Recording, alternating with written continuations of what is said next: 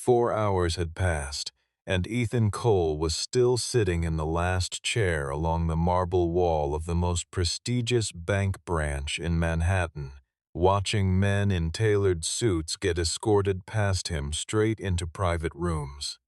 The branch manager had looked him over, called him a man playing a desperate game, and ordered security to guide him out. Ethan placed his old phone on the counter, asked for a connection to the Central Treasury Division, and said nothing else.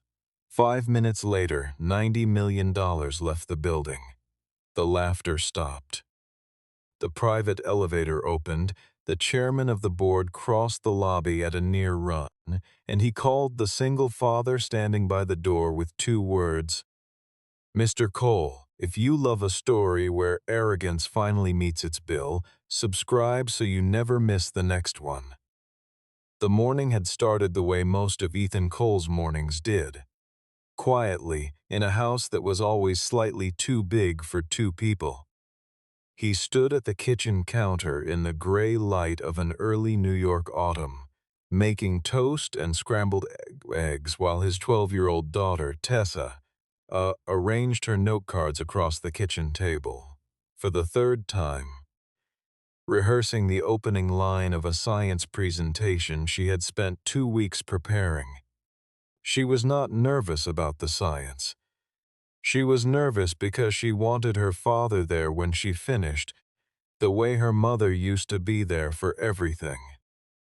Ethan slid a plate in front of her without interrupting the rehearsal, poured 2 glasses of orange juice, and listened to her talk about the water cycle as if it were the most important subject in the world, because to her it was.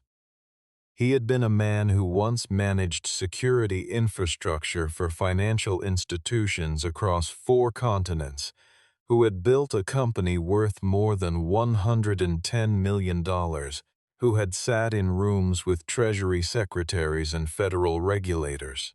And nothing he had done in any of those rooms had ever required the same quality of attention he gave Tessa Cole, explaining evaporation at 7 in the morning.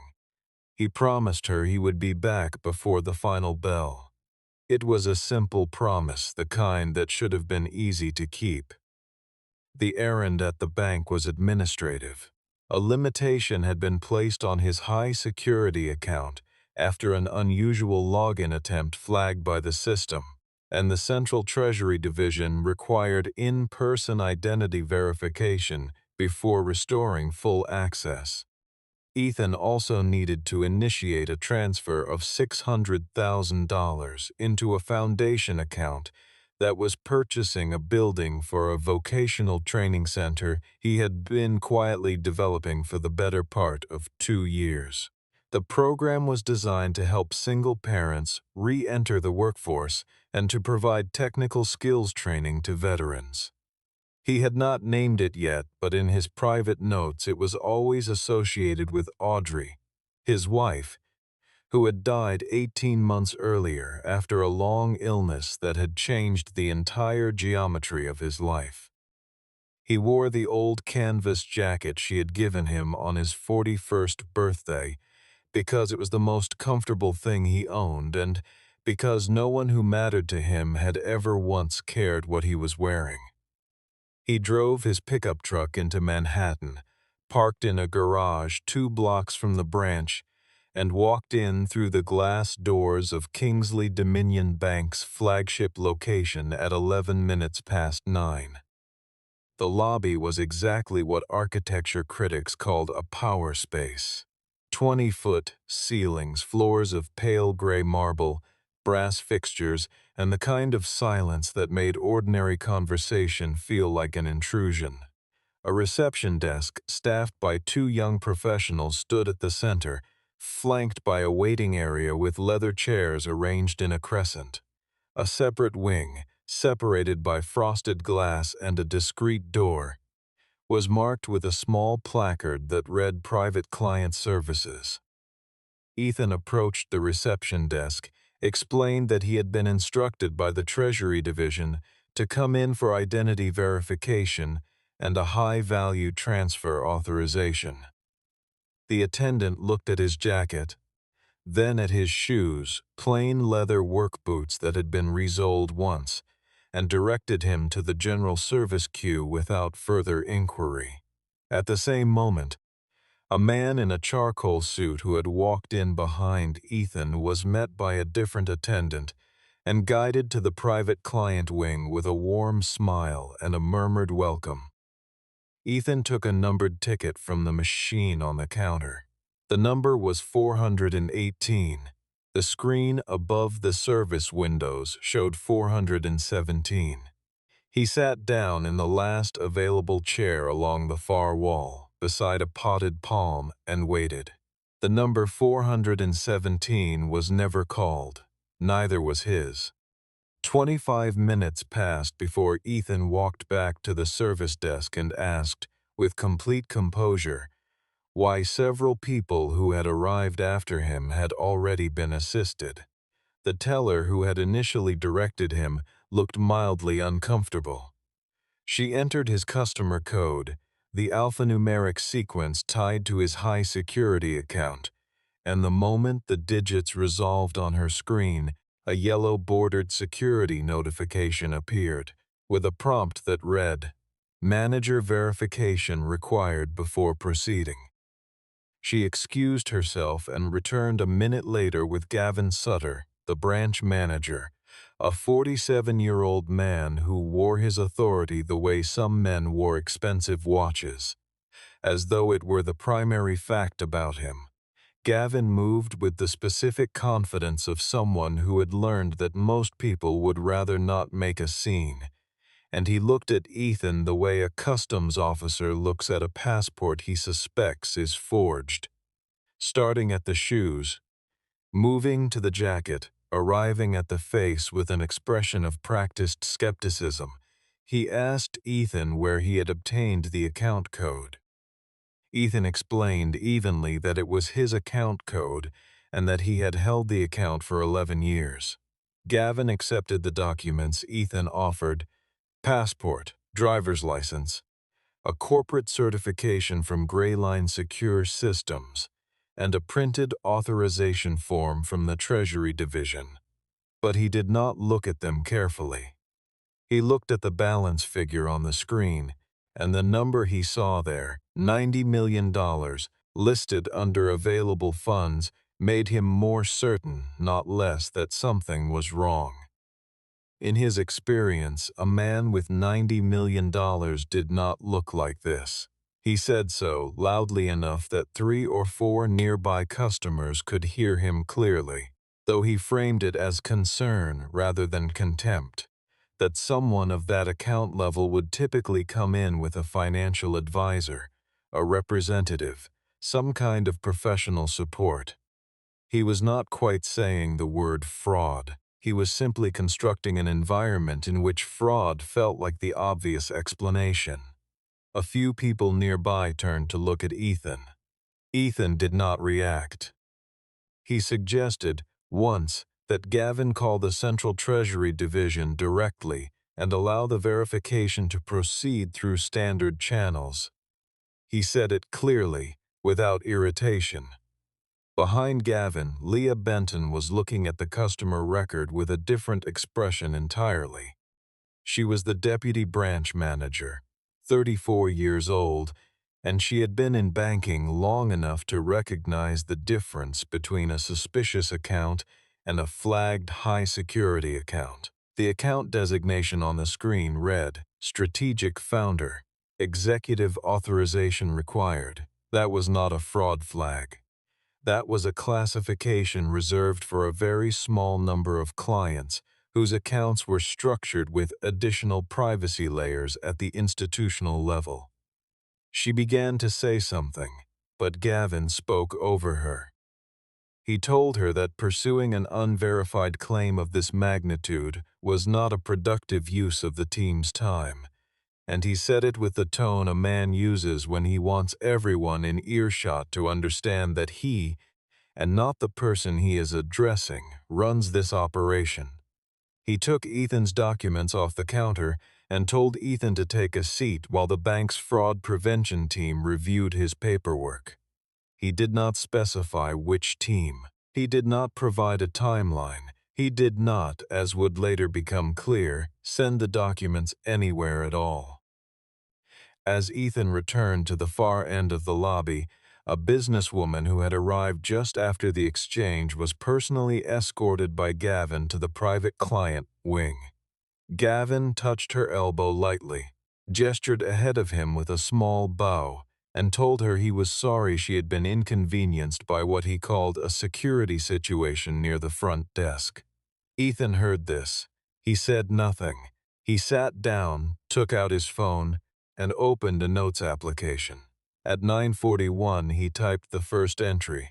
Documents surrendered. No receipt provided. No timeline given. Manager declined to call Treasury. The first hour passed the way difficult hours do, slowly when observed, quickly in retrospect. Ethan called Tessa's school at 10:15 and left a message with the front office saying he might be delayed but was doing everything he could to be there for the afternoon. He kept his voice light when he left the message because Tessa sometimes checked in with the office between periods and he did not want her to spend the day counting minutes. In the lobby, the ordinary rhythm of a bank branch continued around him. Customers arrived, were greeted, were helped, and left. A man who had come in 10:15 to deposit what appeared to be $30,000 in business checks was taken to a private consultation room within 8 minutes of his arrival. Ethan was approaching 90 minutes of waiting. He went to the service desk and asked Gavin, who was standing nearby speaking with a colleague, for an update. Gavin told him the fraud review was ongoing and that interrupting it would only extend the process. He said it with the patience of someone who had no intention of letting the process reach a conclusion. During the second hour, Miles Keene, the head of branch security, was asked by Gavin to position himself in Ethan's general vicinity. Miles was 45 years old, a former city police officer who had spent 14 years in uniform before moving into private financial security, and he took the assignment without enthusiasm but without question, the way people do when their employer gives an instruction that doesn't feel quite right but isn't obviously wrong. He stood at a discreet distance from Ethan, arms at his sides, saying nothing. A junior teller named Marcus, who had noticed that something about the situation did not add up, walked toward Ethan with a glass of water. A small human gesture, and Gavin intercepted him before he reached the waiting area, pulling him aside with a quiet remark that left the young man visibly uncomfortable. Ethan noticed. He added another entry to his notes. He noted the time. He noted Marcus's name from the badge he'd seen earlier. He noted the name of every client who had been taken to a private room after his arrival, the approximate amount of time each had waited, and the clothes they were wearing. By the third hour, the pattern was so consistent that it required no interpretation. Gavin Sutter was not operating a fraud prevention protocol. He was operating a preference system, one in which the appearance of wealth determined the quality of service received, and in which the appearance of ordinary life, an old jacket, a work truck, the absence of a business card, was treated as evidence of low priority at best and dishonest intent at worst. An elderly man came in during the third hour asking about a fee that had appeared on his retirement account statement, a charge labeled special handling fee in an amount small enough to overlook, but large enough to notice if you were on a fixed income. Gavin redirected him to the scheduling desk and told him to make an appointment for the following week. Ethan caught a glimpse of the statement as the man held it at the counter. The fee designation was not in the bank's published schedule. Ethan knew what published fee schedules looked like, because he had spent 11 years building software that identified the difference between legitimate transaction costs and unexplained financial withdrawals. He wrote that down too. Leah found a moment during a brief window when Gavin was on a call in his office to bring Ethan a cup of water herself. She sat in the chair adjacent to his for less than 2 minutes. She told him in a lowered voice that to her knowledge Gavin had not submitted his documents to the fraud review team at all, and that she had attempted to initiate a biometric verification herself, but found her access credentials had been suspended on a system maintenance pretext she could not verify. She told him she was willing to call the Treasury Division directly from her personal phone. Ethan looked at her for a moment and told her not to do it. He said he did not want her to put her job at risk for something he intended to resolve through other means, and he asked her only to remember clearly and accurately everything that had happened since his arrival. She nodded and returned to her desk.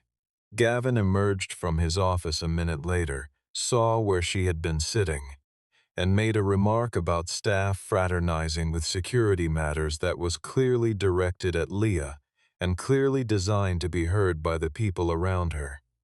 She did not respond. She did not need to. She had already made a decision. The message from Tessa's teacher arrived at 2:30. It said the presentations were beginning at 3 o'clock, and that Tessa had asked her to let Ethan know the class was looking forward to it. He read it twice, then looked at Gavin Sutter, standing across the lobby, making effortless small talk with a woman who had just arrived in a wool overcoat that cost more than most people's monthly salary, and he made a decision of his own. He stood up. Ethan walked to the service counter with the unhurried steadiness of a man who had calculated every variable and found none of them surprising. He told the teller standing at the nearest window that he needed his documents returned immediately. The teller looked uncertain and called for Gavin, who crossed the lobby with the slightly elevated energy of a man who believed he was about to win an argument. Gavin told him the documents were being held as part of an active review and that he could retrieve them after speaking with law enforcement, at which point the discrepancy in his account access would be fully investigated. Ethan asked him whether he had actually contacted law enforcement. Gavin did not answer. He had not contacted anyone. He had been hoping that 4 hours of waiting in a hard chair would accomplish what a direct refusal legally could not, that Ethan Cole would simply give up and leave. Ethan told Gavin that he intended to contact the Central Treasury Division directly. Gavin smiled, and it was the particular smile of a man who believes the person in front of him is about to do something foolish. He asked, with performative generosity, where exactly someone like Ethan had obtained a direct line to a division that did not publish its contact information. Ethan took out his phone, a model several years out of date with a cracked corner on the screen, and began entering a sequence of digits. The number he dialed was not on the bank's website. It was not on any public document. It was a direct internal routing number for the high-security account management desk, assigned to him when he first established the Strategic Founder account 11 years earlier, and it routed through 3 authentication layers before connecting to a human being. Gavin watched the process and concluded, from the age of the phone and the calm of the man holding it, that this was theater. He turned to Miles Keene and told him to escort the gentleman out of the building. Miles put a hand on Ethan's arm. His grip was firm but not forceful, the grip of a professional doing a job he had been given, not of someone who had decided what kind of job it was. Ethan did not pull away. He looked at Miles and asked him, in a voice that was quiet enough for the two of them, and loud enough for the three people standing closest to overhear. Whether he had checked the passport photograph against the face in front of him and compared the document numbers against the account record before acting on the instruction. Miles looked at the passport, which Gavin had placed on the counter an hour earlier after briefly pretending to examine it. He opened it. He looked at the photo. He looked at Ethan. The numbers matched. The issuing authority was legitimate.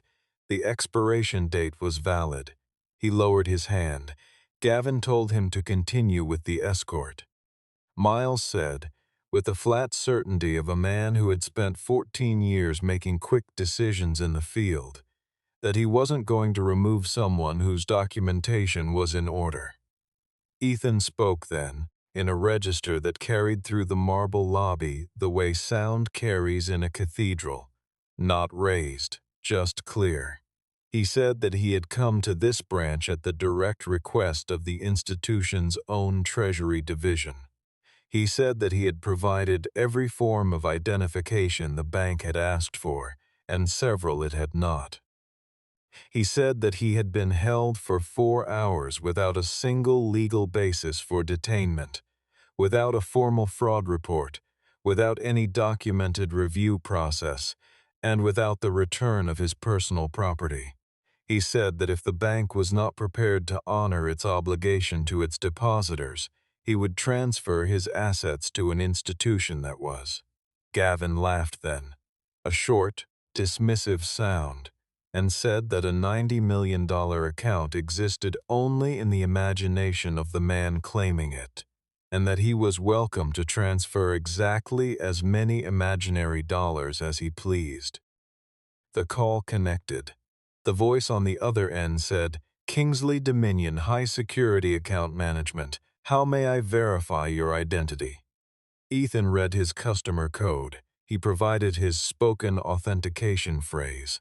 He gave the verification number from his backup authentication device. He provided the pre-authorized destination account code for outbound transfers, which had been submitted to the bank's compliance desk 6 weeks earlier and cleared through their standard review. The Treasury officer read the data back. She confirmed his identity. She asked which assets he wished to release. Ethan looked directly at Gavin Sutter and said, "The full available balance." The officer read the number back before proceeding as required by protocol, $90 million. The people nearest the counter heard it. The sound of ordinary lobby conversation thinned, then stopped. Gavin's expression passed through 3 stages in the space of about 4 seconds: amusement, recalculation, alarm. He reached across the counter toward Ethan's phone and said he needed to halt a potentially fraudulent transfer. Miles stepped between them without being asked. He told Gavin, quietly and without drama, to step back from the counter. Gavin stepped back. The first minute of the 5-minute transfer window was occupied by a final biometric confirmation. Ethan pressed his right thumb to the fingerprint reader at the edge of the service counter, a device every branch maintained for high-security transaction verification, and the system read his identity in less than 3 seconds, returning a confirmation code that the Treasury officer logged on her end. The second minute brought a cascade of automatic notifications through the bank's internal network. Leah's workstation received a priority alert at the highest security classification, and when she looked at the full account record that appeared on her screen for the first time, she saw not just the balance but the account history. 11 years of major deposits, the initial transfer following the sale of Greyline Secure Systems, the precise and consistent pattern of a man who had accumulated significant wealth quietly and spent it just as quietly. She also saw his full name attached to a corporate certification she recognized. She sat very still. During the 3rd minute, an automated liquidity alert was generated and sent to the bank's chief financial officer, whose office was on the 31st floor of the building they were in. The alert flagged a major outbound transfer from a strategic account as a reportable liquidity event. The CFO picked up her phone and called the branch. No one answered because Gavin was no longer at his desk. He was standing near the service counter watching the screen with the expression of a man watching a building he owns beginning to lean. On the floor above the lobby, in a private conference suite, Victoria Kingsley's meeting with a group of institutional investors was interrupted by her chief of staff, who leaned close and delivered 4 sentences. She excused herself from the table and called the branch directly. The 4th minute of the transfer window passed while she was being connected. By the 5th minute, the call had not reached the branch manager's desk because the branch manager was no longer functioning in any administrative capacity. The transfer cleared. Ethan received a confirmation code via the same device that had provided the authentication sequence. He looked at the code, saved it in his phone, and slid the phone back into the pocket of his jacket. The account balance at Kingsley Dominion, which 90 seconds earlier had read $90 million, now showed a figure approaching 0. Gavin Sutter stood at the center of his lobby and did something Ethan had not seen him do in 4 hours. He said nothing. Then he said, "Mr. Cole," and the words came out differently than anything else he had said all day. The way a word sounds differently when the person speaking it has just understood for the first time what it means. Ethan declined the private meeting. He declined the apology that came immediately after, which was constructed more as a reclassification of events than as an admission. A hiccup, Gavin called it, a processing delay in an abundance of caution for a high-value transaction. Ethan enumerated the facts, precisely and without editorial, as if reading from the notes on his phone, because he was. 4 hours of waiting with no documented basis, documents surrendered without receipt, repeated refusals to contact the Treasury Division, a security officer positioned beside him in lieu of any legitimate investigation, and a public accusation of fraud delivered within earshot of a dozen customers. He said the word misunderstanding had a definition, and what had happened that afternoon did not fit it. The private elevator at the far end of the lobby opened, and Victoria Kingsley stepped out, followed by Harlan Whitcomb, the bank's 68-year-old chairman of the board, and 3 members of the senior leadership team. Gavin moved toward them immediately. He was explaining, in the rapid tones of someone building a structure before the flood arrives, that a man had entered the branch with fraudulent credentials and had only recently been confirmed as a legitimate depositor, and that the team had been appropriately diligent throughout. Harlan Whitcomb was not listening to Gavin. He had identified Ethan Cole the moment the elevator doors opened, because he had met him once, 4 years earlier, at a security summit where Gray Line Secure Systems had demonstrated a proprietary fraud detection algorithm that had subsequently been licensed to cover the very systems running in this building. Harlan walked past Gavin as though he were a piece of furniture, crossed the lobby with the directness of a man of his years who no longer had time for indirection, extended his hand and said, "Mr. Cole, I owe you an apology on behalf of this institution." Victoria Kingsley, standing 3 steps behind Harlan, looked at the man in the canvas jacket and understood, with a clarity that arrived the way bad news always arrives, all at once, exactly who she had left waiting in the last chair by the wall for 4 hours. Victoria asked Ethan if he would accompany her upstairs. He told her no. He said the conversation that needed to happen would happen in the lobby. because that was where everything else had happened. She accepted this without argument, because she understood immediately that it was not an unreasonable demand. It was a condition of accountability. And the difference between accountability and damage control is precisely whether the witness list is controlled. She offered him the full reversal of all transaction fees. She offered him dedicated private wealth management at no cost for a period of 5 years. She offered him a personal advisory team and priority access to every level of the institution. Ethan listened to the list with the patience of a man, hearing something he had anticipated and prepared for, and when she finished, he told her that everything she had just described was contingent on the size of his account balance, that if he had walked in that morning with $9,000 instead of $90 million, not one of those things would be on the table, and that was precisely the problem she had not yet named. He said he did not need to be treated well because he had money. He needed to be treated with basic professional respect because he was a person.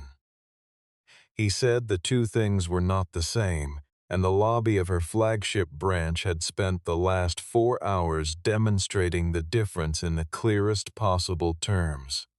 Gavin, who had been standing at the edge of the group, with the careful stillness of a man waiting for an opening, chose this moment to say that the fraud protocols he had applied were consistent with the branch's documented risk management procedures, and that he stood behind every decision made that afternoon.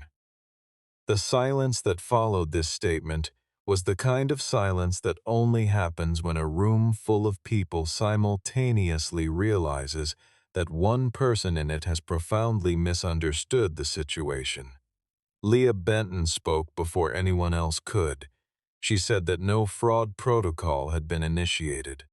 She said that the documents had been taken from the customer at 9:52 in the morning, that no verification request had been entered into the system, and that the fraud review team had never received a referral.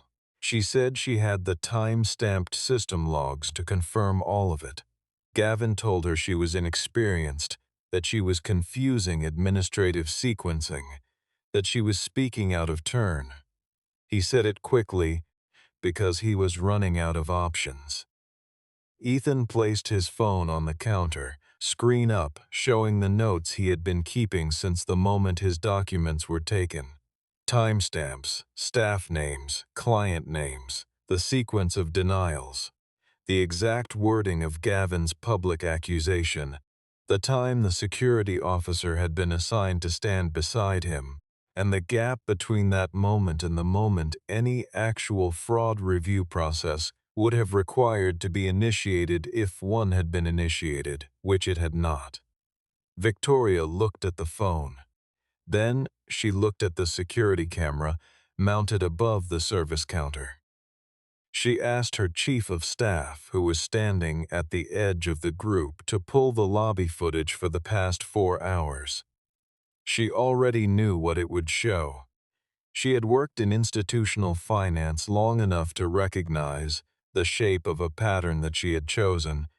In some department of herself she now found difficult to defend, not to look at too carefully. Harlan asked for the branch complaint files. The request was directed at Leah, not at Gavin, and Leah opened a drawer in the desk behind the service counter and produced a folder that she had been keeping for 8 months. Inside were records of fee charges that she had been documenting, because they appeared in amounts too small to generate formal complaints, but in categories that did not correspond to any line item in the bank's published schedule. Gavin looked at the folder the way a man looks at a thing he believed was hidden. Ethan had not seen the folder before, but he had seen a version of what it contained on the statement of the elderly man who had been turned away earlier that afternoon, and he told Victoria that the quality of service he had received was not only a personal insult, it was a symptom. He told her that whoever had been sitting in that last chair by the wall before him without a $90 million account to leverage when the waiting became intolerable had had no mechanism to compel anyone to listen. He told her that was the conversation worth having. Victoria made the decision she had been building toward for the previous 10 minutes. She told the chief of staff to suspend Gavin Sutter's system access. Gavin said that if she did this, he would be filing an internal report alleging that a customer had used a financial threat to coerce staff into bypassing anti-fraud measures. Victoria told him to file it. She looked at the lobby camera. She had been in enough boardrooms to know that the footage of a $90 million client being told to leave his own bank in his own jacket was not a document any communications team could manage quietly. She also understood, for the first time with the full weight the understanding deserved, that the footage would not exist if she had built a system where the value of a customer was not the first thing her employees calculated when one walked through the door. Gavin was not done. He was the kind of man who mistakes boldness for leverage, and he made his last move in front of Harlan Whitcomb and the assembled senior leadership of the bank with the confidence of someone who believed he still held something worth bargaining with. He turned to Victoria and told her, in a measured voice, that she had set this in motion, that she had structured every performance metric in every branch around revenue generation without asking where revenue came from, that she had awarded quarterly bonuses to managers who posted the highest fee income without auditing the composition of that income, that he had been praised repeatedly and publicly for producing numbers that looked excellent on a slide, and that no one above his pay grade had ever asked him how. He was not wrong about the structure, and everyone standing in the lobby knew it, and the particular silence that settled over the group had a different quality than the one that had preceded it, less contempt, more reckoning. Miles Keene moved to the lobby entrance as Gavin reached for the laptop bag at his desk. Miles told him, without raising his voice, that the device would need to stay on the premises pending a review of company systems. Gavin set the bag down. He looked at the room around him. The chairman, the CEO, the deputy manager who had been keeping records for 8 months, the security officer who had refused to carry out an illegal instruction, and the man in the old canvas jacket who had come in at 9 o'clock that morning to complete what should have been a 45-minute errand. The investigation that followed was not yet formally open, but it was inevitable, and Gavin understood in that moment the specific quality of his situation. He had no more moves. The data on Leah's drive included transaction records processed under her login credentials on dates when she had been out of the office. Ethan identified this as the kind of anomaly that indicated unauthorized credential use, the same category of internal fraud his company had spent 8 years developing tools to detect. He mentioned this to Harlan. Harlan did not look surprised. He looked tired. Ethan told Victoria that removing one manager was not a reform. He said it directly, not cruelly. He said that if the system rewarded a specific kind of behavior for long enough, the system would produce that behavior consistently, regardless of who was managing any particular branch on any particular afternoon, and that what needed to change was what the institution chose to measure and honor. He said that the people most harmed by what Gavin had built were not clients like himself, who had both the knowledge to recognize what was happening and the financial power to respond to it. The people most harmed were the ones who had no recourse, The retired man turned away from the counter. The small depositor who had not known that the fee on their statement was invented, the customer who had been told to wait and had assumed. The wait was legitimate because they had no reason to imagine that anyone entrusted with their money might have other priorities. Victoria ordered the branch data sealed. She instructed the CFO to initiate contact with an independent audit firm. She notified the bank's legal team to begin preparing a voluntary disclosure to the Federal Financial Oversight Division. She did all of this in the lobby, in front of the same audience that had watched Ethan Cole sit in a hard chair for 4 hours.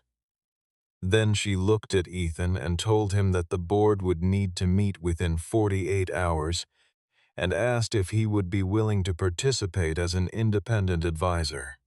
He said he would consider it. He looked at his phone. He had one missed message from Tessa's teacher. He looked at the clock above the main door. It was 22 minutes to 4. The board convened the following morning in an emergency session at the flagship branch rather than at headquarters, a choice Harlan Whitcomb made deliberately because he believed the people making decisions about this institution should make them in the room where the institution's failure had been documented in the clearest terms. Ethan was not seated as a client.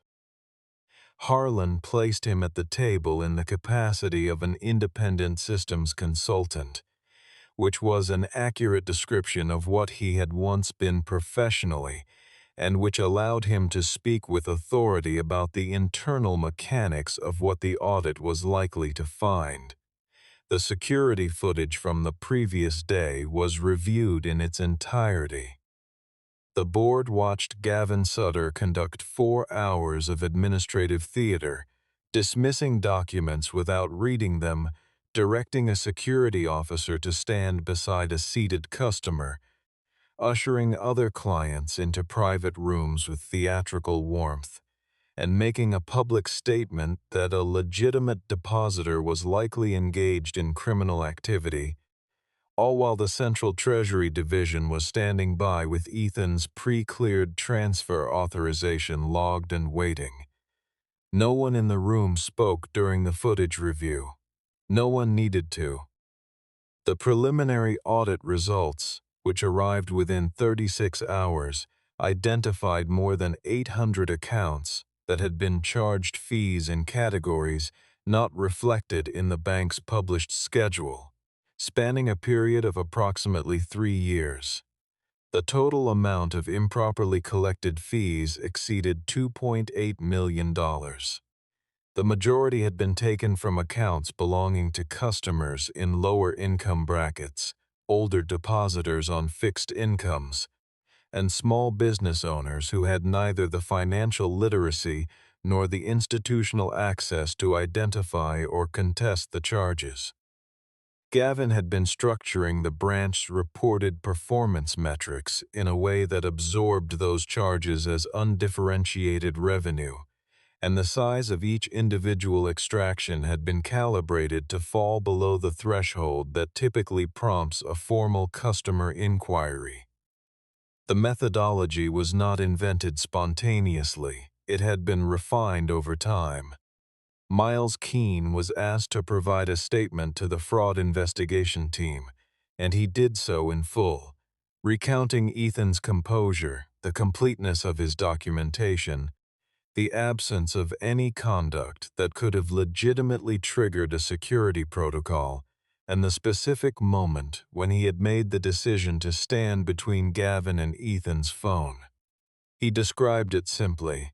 The man had been telling the truth from the beginning, and the job he had taken required him to protect people, though not to enforce a preference.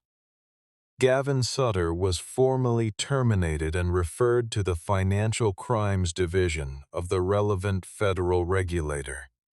He was escorted from the building that afternoon by people who were not Miles Keene, because Miles had been asked to begin working with the board on a revised branch security framework that explicitly prohibited the use of security personnel to manage customer relations, compel compliance with administrative delays, or intimidate individuals exercising their legal right to conduct banking transactions.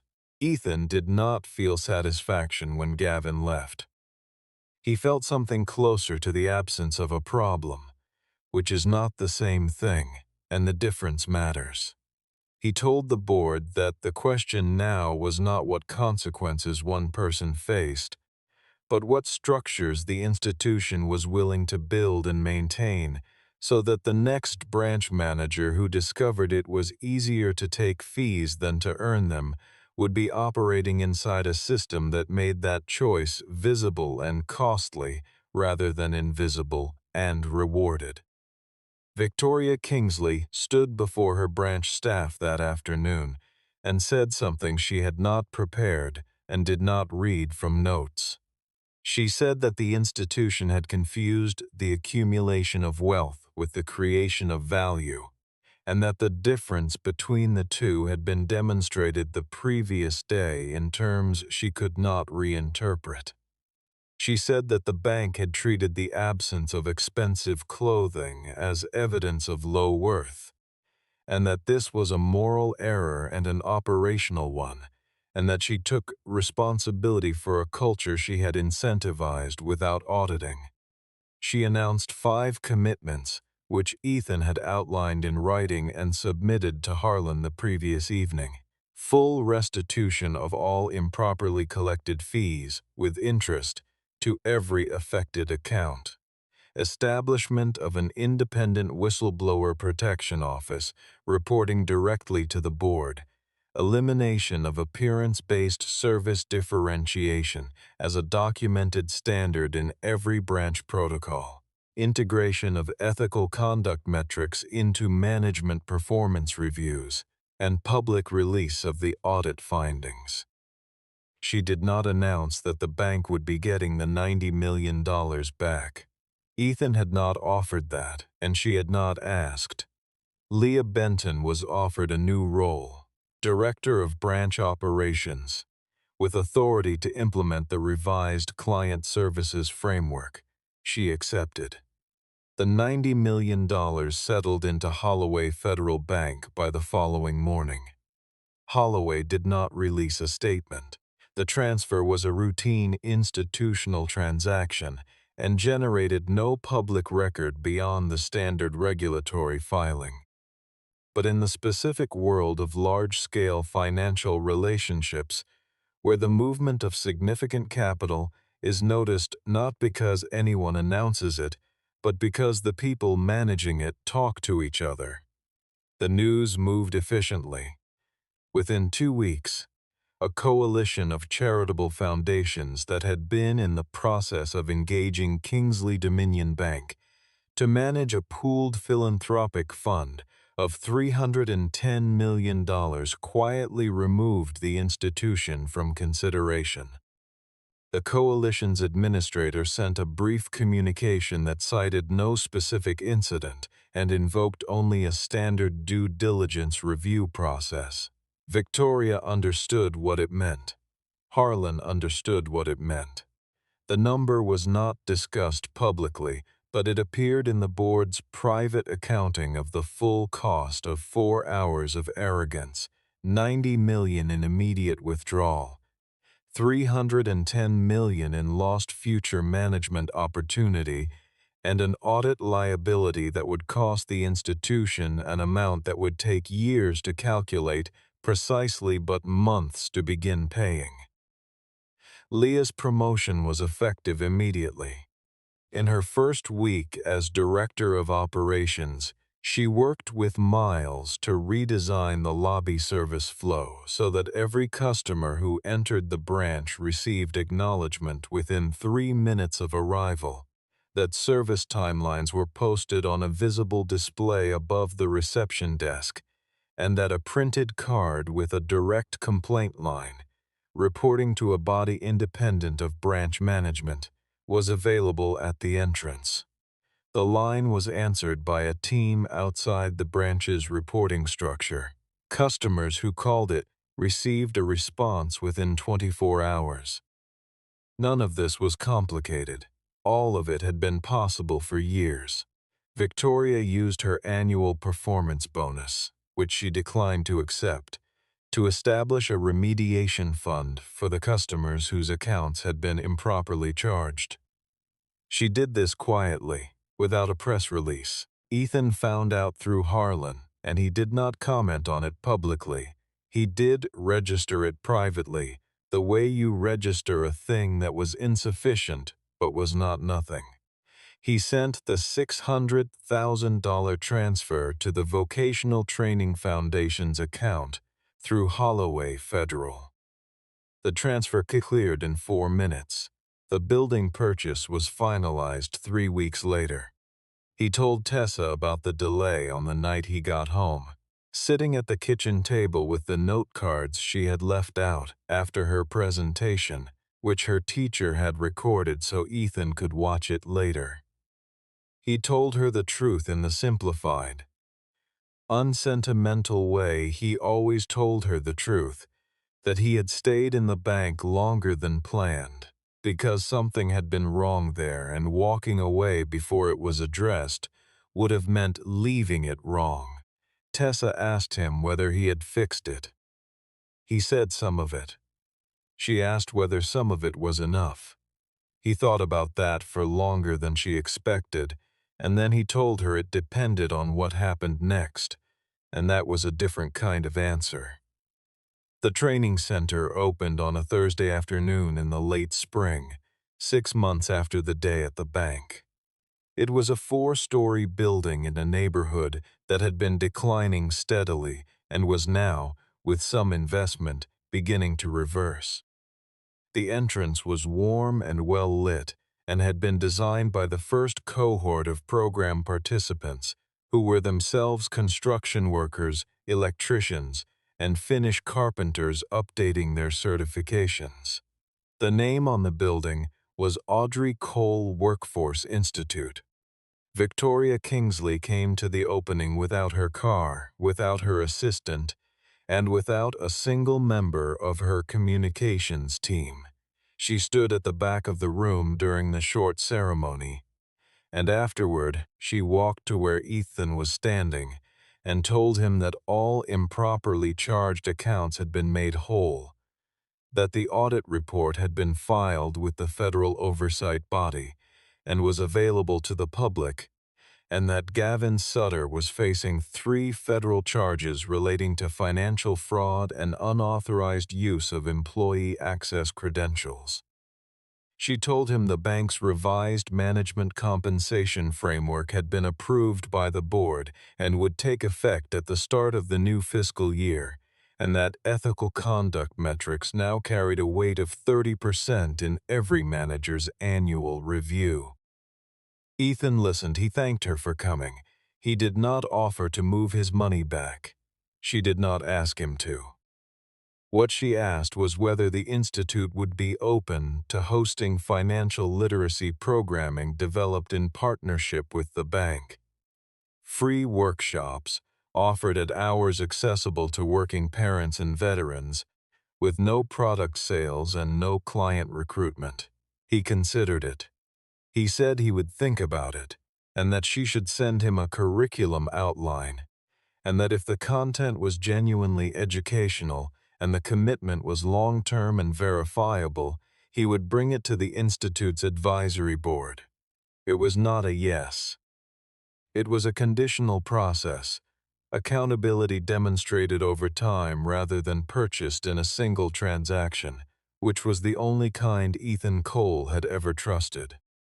Several weeks later, on a Wednesday morning with no particular significance, Ethan returned to the Kingsley Dominion flagship branch to observe it.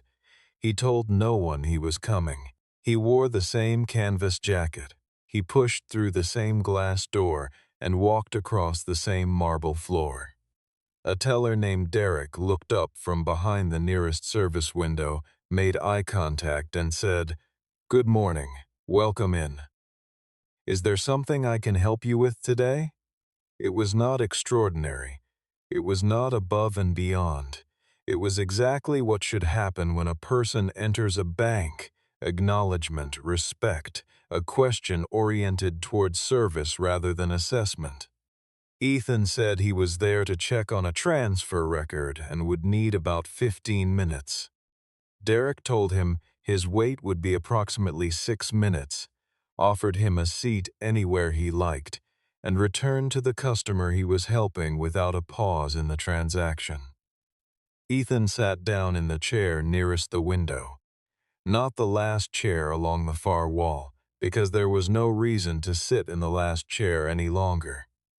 He noticed as he waited the 6 minutes Derek had promised that the chair along the far wall was still there. It had not been replaced. The lobby was the same lobby. The marble was the same marble. But on the wall beside that chair, mounted at eye level, was a small placard, matte silver, measured in its design, that read, "Your wait time is our commitment. Current wait," posted above the service desk. Questions?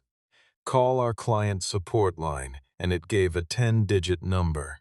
Leah had placed it there herself on her first day as director of operations, and she had not told anyone she was doing it, because it had not occurred to her that placing it required authorization.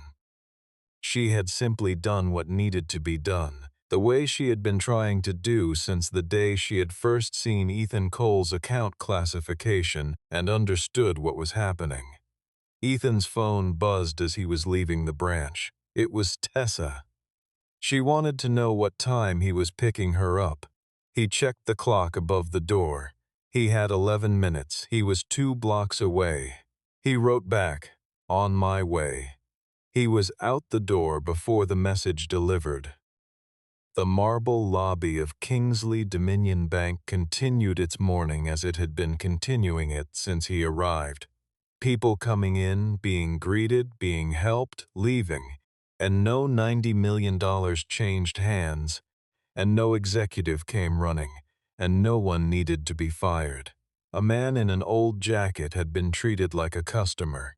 It was not a story, it was just the way things were supposed to work.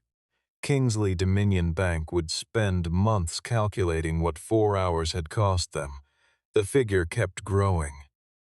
But Ethan Cole had understood something from the beginning that their spreadsheets would never fully capture.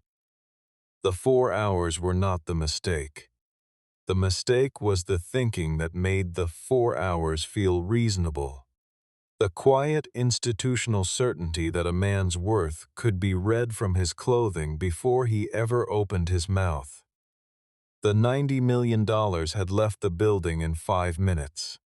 The damage that made it leave had been accumulating for years, one small dismissal at a time, in every lobby, at every counter, in every moment when a customer in an expensive suit was shown a chair, and a customer in a canvas jacket was shown a wall.